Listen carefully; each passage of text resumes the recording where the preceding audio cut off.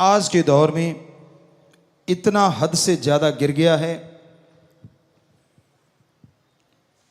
कि आप किसी पे यकीन नहीं कर सकते।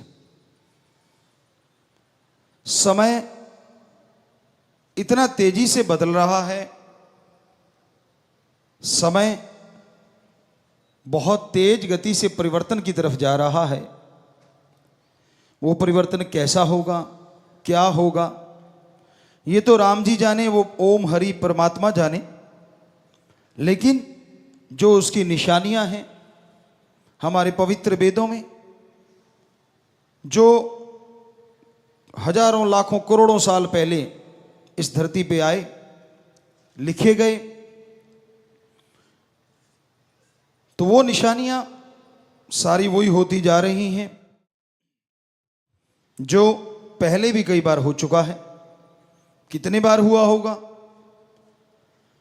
ये विज्ञान में कोई समझ नहीं है, लेकिन धर्म महाविज्ञान है।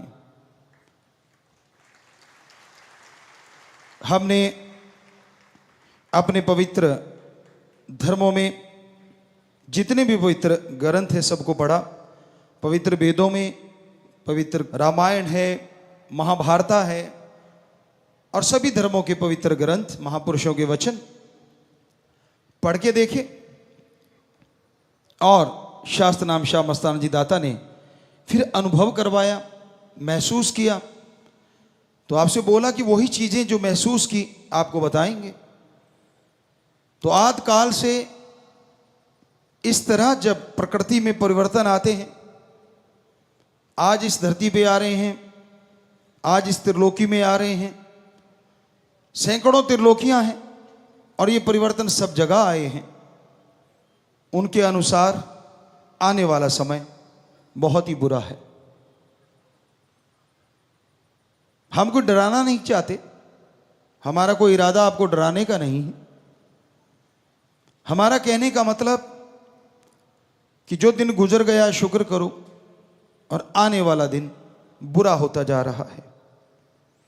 यकीन के लायक अगर दृढ़ यकीन करना चाहते हो, दृढ़ विश्वास रखना चाहते हो, तो एक ही है, ओम हरि अल्लाह परमात्मा सतगुरु दाता राम।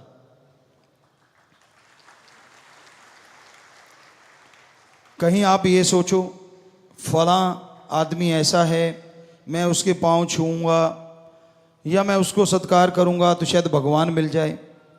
जी नहीं, सत्कार करना हमारी सृष्टि में जरूरी है, हमारी संस्कृति में लिखा हुआ है। हर किसी का सत्कार करो, हर किसी की इज्जत करो। माँ बाप बच्चे को लड़ते भी हैं, रोकते भी हैं, लेकिन इसका मतलब ये नहीं होता कि माँ बाप आपके दुश्मन हैं। इसलिए रोकते हैं ताकि आपके आने वाले समय में कोई आपके ऊपर बोझ ना आ जाए, क्योंकि उनकी लाइफ का तजुर्बा होता है। चलो माँ बाप रोकते होंगे, किस तरह से रोकते हैं वो आप लोग जानते हैं, लेकिन संत पीर फकीर जब रोकते हैं उसके पीछे आपकी जिंदगी का बहुत गूढ़ रहस्य छुपा होता है। तो आज दौर, समय का दौर ऐसी ऐसी करवटें बदल रहा है, हम आपको लिख के देने को तैयार हैं। यकीन के लायक अगर कोई है तो वो ओम हरि अल्लाह सतगुरु राम है। माना कि कोई भी काम धंधा करते हैं यकीन करना पड़ता है। अब किसान भाई दुकानदार पास जाते हैं और दुकानदार कह देता है कि भाई ये गेहूं ले जा, फलां बीज ले जा, इतने मन या इतने क्विंटल प्रति एकड़ फसल होगी। बताइए किसान क्या कर सकता है? वो सूंघ के देख सकता है? जी नहीं। क्या खा के बता सकता है कि इतनी होगी? नहीं। हाँ, उसने उस बीज का अगर पहले प्रयोग किया है तो बता सकता है कि ये बीज मैंने प्रयोग में लाके देखा, इतने क्विंटल प्रति एकड़ पैदावार होती है। पर अगर नया बीज लेता है तो वो नहीं बता सकता, किसी भी इंद्रियों से, ज्ञान इंद्रियों से, किसी भी तरीके से नहीं। तो वो क्या करता है? उस दुकानदार पे विश्वास, यकीन करना पड़ता है। और वो यकीन बना होता है आगे से आगे, आगे से आगे। और जब बीज डालता है, निराई गुड़ाई, खाद स्प्रे जो भी होती हैं सही समय पे करता है तो फसल भी अच्छी होती है। तो यकीन हकीकत में बदल जाता है, वास्तविकता में बदल जाता है कि हाँ उतना ही हुआ, तो उस बंदे पे यकीन और बढ़ जाता है। लेकिन रूहानियत, सूफियत कहती है, जो परम पिताजी वचन किया करते, आज भी करवा रहे हैं, कि रहना मस्त ते होना होशियार चाहिए। मस्ती अपनी जगह है, लेकिन सचेत रहना अपनी जगह है।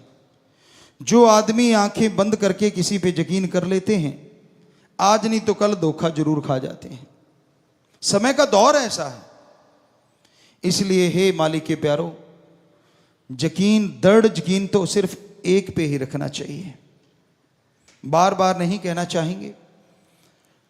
सो वो आपको बताया, या तो उस ओम हरि अल्लाह वाहेगुरु राम पे, या उसके कोई सच्चे संत सदगुरु पीर फकीर पे, जो आपको राम से जोड़ता हो, आपसे कोई पर्सनल उसको कुछ लेना देना ना हो, आपके पैसों से या तन मन धन से।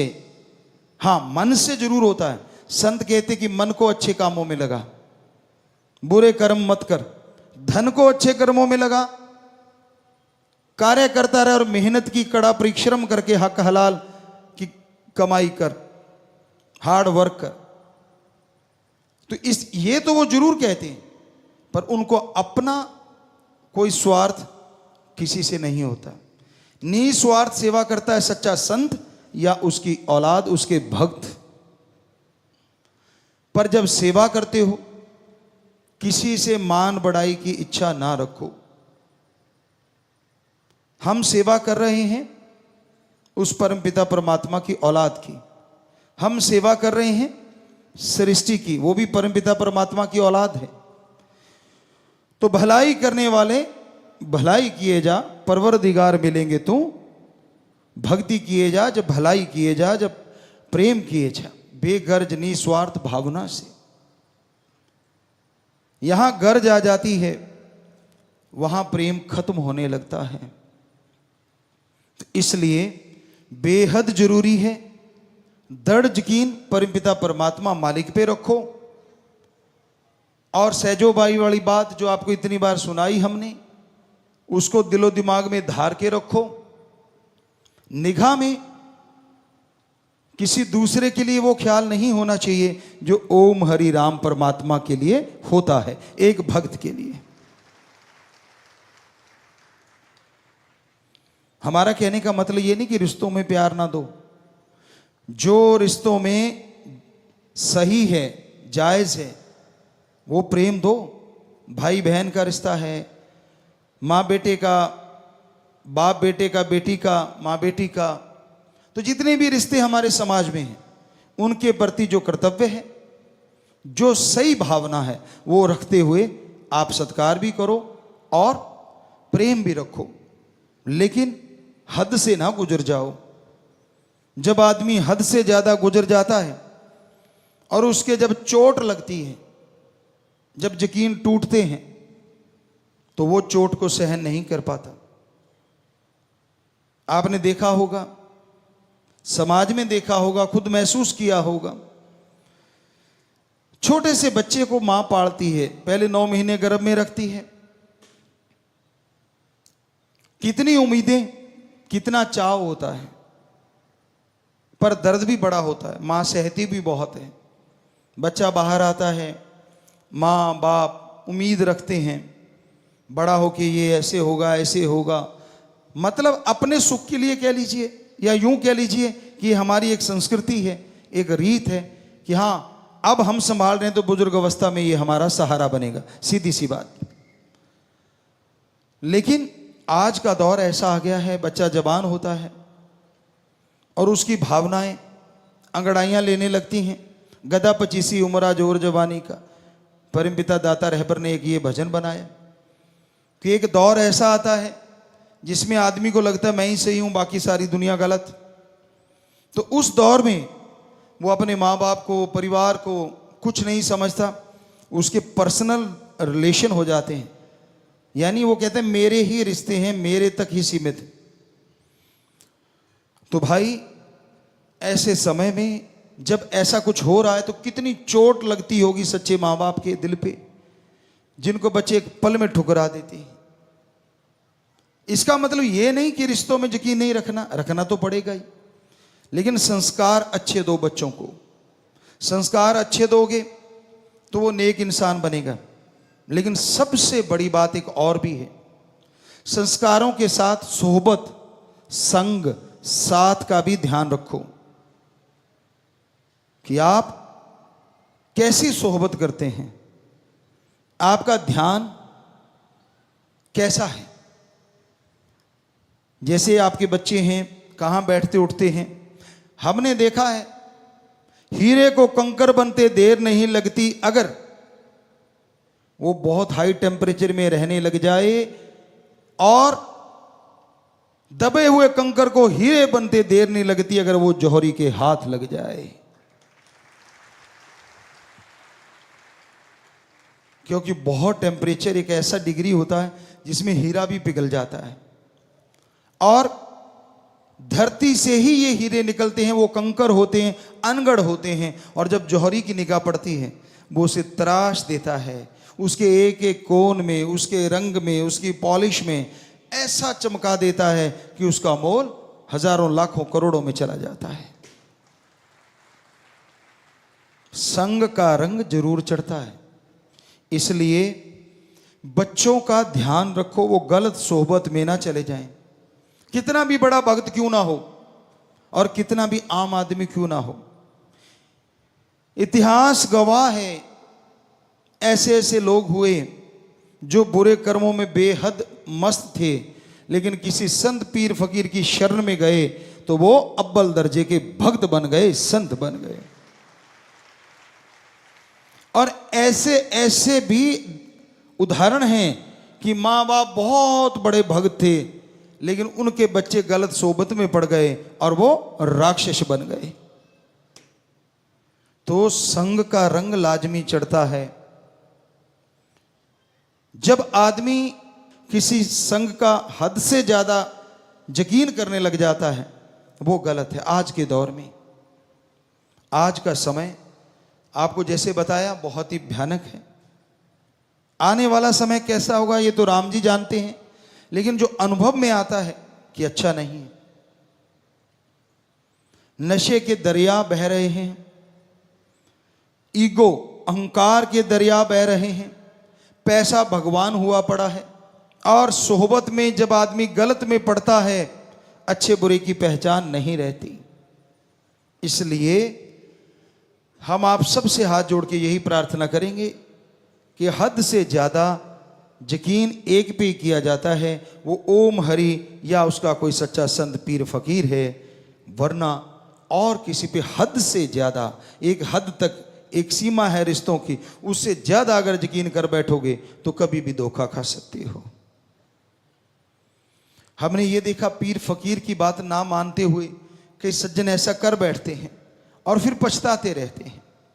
तो आप सबसे यही प्रार्थना कि सुमरन किया करो, राम का नाम जपा करो, क्योंकि चक्की जब चलती है सब कुछ पिस जाता है, लेकिन जो धुरे के साथ लगे दाने, सारा आटा पिसने के बाद पत्थर उठाते हैं तो वो ज्यों के त्यों पड़े होते हैं। ये आज से नहीं, साईं मस्ताना जी महाराज 1948 से लेके आज तक पता नहीं ये कितनी बार वचन हम लोगों ने आपको किए होंगे, क्योंकि ये एहसास है, एक अनुभव है, एक तजुर्बा है सूफियत का, रूहानियत का। तो वो समय कब आएगा, वो समय कौन सा होगा, ये तो परमपिता परमात्मा जानते हैं। लेकिन जो निशानियां हैं वो अजीबोगरीब जरूर हो रही हैं। क्या आप नहीं फील करते? आप किसी बुजुर्ग से पूछ लो, क्या मई के महीने में 15 दिन सावन जैसी झड़ी लगी है? ऐसे ऐसे देशों में, यहां कभी गर्मी पड़ी नहीं थी, गर्मी से लोग मर रहे हैं। ऐसे ऐसे देशों में जहां बरसात की बूंद नहीं पड़ी थी वहां बाढ़ आ रही है। कभी पहले सुना? हमने तो नहीं सुना। हालांकि 55-56 साल की उम्र, 56 की हो गए, लेकिन नहीं सुना। तो हमसे बड़े भी उम्र में, उम्र दराज की बात है, बुजुर्गों से पूछा 100-100 साल के, वो कहते हमने नहीं सुना, हमने तो बाप दादा से नहीं सुना। तो इसका मतलब हो क्या रहा है? क्योंकि ऐसा ही समय कभी पहले भी आए थे। सब सृष्टियों में, सब धरतियों पे, सैकड़ों जगह जो त्रिलोकियां, उनमें भी आया। तो आज इंसान की ईगो बढ़ गई है। इंसान संतों को जब बेवकूफ समझने लग जाता है, भगवान को मतलब परस्ती के लिए इस्तेमाल करने लग जाता है, तब समझ लो समय बुरे से बदतर होता जा रहा है, बुरे से बुरा होता जा रहा है। तो आज का दौर कुछ ऐसा ही होता जा रहा है। आज के दौर में लोग मतलब परस्त ज्यादा हैं, अपना मतलब हल करने के लिए इस्तेमाल करते हैं भगवान का। क्या आपने खुशी खुशी कभी किसी को भगवान को याद करते देखा? मालिक के प्यारे होंगे जो करते हैं, ऐसा नहीं कि बीज नाश हो गया। बहुत कम लोग। धंधा डगमगा रहा है तो भगवान प्यारा, बच्चा बीमार हो रहा है तो भगवान प्यारा, पेपर सिर पे हैं तो भगवान प्यारा, खेलने जा रहे हैं, कंपटीशन तगड़ा है तो भगवान प्यारा। तो मेनली भगवान हम लोगों ने ऐसी शक्ति समझ लिया कि जब जरूरत पड़े इस्तेमाल कर लो, जब उसकी जरूरत नहीं साइड पे कर दो। जबकि यह गलत है। अगर आप सुख शांति में परमात्मा का नाम लोगे तो यह हो नहीं सकता कि आपके नजदीक कभी दुख आए भी। इसलिए सुख शांति में सुमरन किया करो ताकि दुख आने ही ना पाए। डॉक्टर साहबान क्या बताते हैं, हमारे बहुत से डॉक्टर यहां बैठे होंगे, कि हमारा शरीर हमारा खुद का एक डॉक्टर है। जब हम अपने शरीर की नहीं सुनते तो हम धोखा खा जाते हैं। आप खाने लगते हो, ठूंसते हो, जब खाना एक अलग चीज है, ठूंसना एक अलग चीज। स्वाद लगता रहता है, अंदर से जरूर आवाज आएगी कि बस हो गया, डकार भी आएंगे, बॉडी कहती है बस, कहता नहीं नहीं स्वाद बहुत है। और फिर ये स्ट्रेचेबल कपड़ा है हमारी स्किन, ये यूं भी बढ़ जाती है और चिपक भी जाती है, ये अपने हाथ में। तो आप डस्टबिन, कल हमने भजन में सुनाया था आपको कि डस्टबिन पेट को ना बनाओगा, कि भाई डस्टबिन ना समझो इसको। पेट्रोल आपको प्योर चाहिए गाड़ी में, कहीं कैरोसिन ना मिला हो, गाड़ी 70-80 हजार की आ जाएगी। क्या ये शरीर किसी से बदल लोगे? नहीं बदल सकते। तो इस शरीर के लिए भी तो सोच समझ के खाया करो, एक लिमिट होनी चाहिए। अरे पशु नहीं सोच समझ के खाते, उनको भी अफारा आ जाता है। भैंसों को देखा हमने घरों में रहते हुए, जो किसान भाई बैठे हैं जो ये काम करते हैं, उन्होंने देखा होगा कई बार अच्छा चारा लगा, इतना खा लेती हैं, दूध कम हो जाता है। सोचते हैं ये क्या हो गया, मैंने तो बढ़िया खिलाया था, ये नहीं पता वो ओवरडोज हो गई अंदर। तो आपकी भी तो होती है, किसके नहीं हुई होगी? कभी ना कभी तो ज्यादा खा ही लिया होगा। वो कहते हैं ना, एक कहावत है पुराने बुजुर्गों की, भूखा ना पछताए खा के पछताए। भूखा क्या पछता लेगा, उसके अंदर क्या है, हल्का फुल्का ठीक है तेजाब बना, ये हुआ, लेकिन इतना भी भूखा नहीं, थोड़ा भूखा। और ज्यादा खा लिया, ओहो गैस बन गई, तेजाब बन रहा है, हजम नहीं हो रहा, फूल के कुप्पा हो गए, गैस निकल नहीं रही। ढूंढते कैसे निकले, जैसे खाया तो पटाख से, निकलने में तो टाइम लगेगा ना, आंतड़ियां धीरे धीरे। तो कहने का मतलब, आप अपने शरीर का ध्यान रखिए और आत्मा का ख्याल रखिए। आत्मा का ख्याल रखोगे शरीर मजबूत हो जाएगा, आत्मा का ख्याल रखोगे तंदुरुस्ती ताजगी आएगी, आत्मा का ख्याल रखोगे विचार शुद्ध आएंगे, और शुद्ध विचार से ही हो सकता है भगवान कृपा कर दें और आने वाले भयानक समय को परिवर्तित कर दें और बदल दें, अदरवाइज मुश्किल है। तो सुमरन और सेवा नेक नियत से किया जाए, फलता फूलता जरूर है।